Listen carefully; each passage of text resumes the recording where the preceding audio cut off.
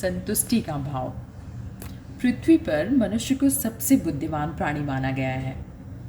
प्रकृति ने उसे विशिष्ट बुद्धि और विवेक प्रदान किए हैं, लेकिन कुछ कारणों से वह पथभ्रष्ट हो जाता है और इसका एक मुख्य कारण असंतुष्टि का भाव होता है। असल में यह मनुष्य का एक स्वभाव है कि जीवन के अधिकांश क्षणों में वह कभी संतुष्ट नहीं रहता। इसका मूल यही है कि उसे जितना प्राप्त हुआ रहता है उससे अधिक की इच्छा उसे अशांत बनाए रखती है। यही अशांति असंतुष्टि का आधार है। मानव जीवन की वास्तविकता को देखा जाए तो संतुष्टि प्राप्ति में ना होकर उसकी अनुभूति में है।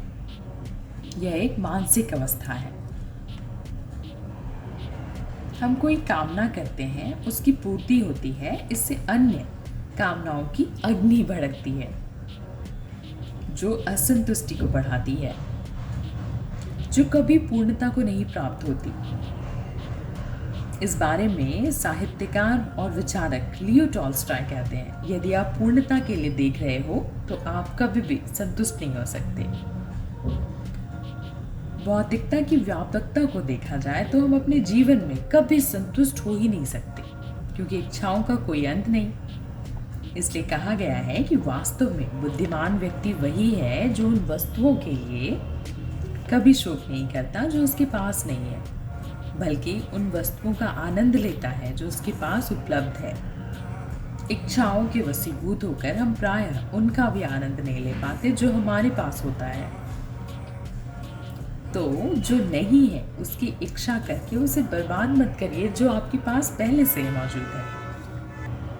संतुष्टि पाने के दो प्रमुख तरीके हैं। पहला यही कि अधिक से अधिक जमा करते रहें, जो कभी संभव नहीं हो पाता।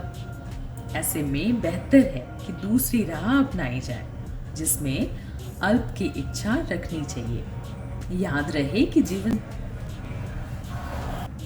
जैसा भी हो या जो हमें मिला हो उसमें हमें ज़्यादा से ज़्यादा खुश रहकर जीवन के लक्ष्य को प्राप्त करने के लिए प्रयासरत रहना चाहिए।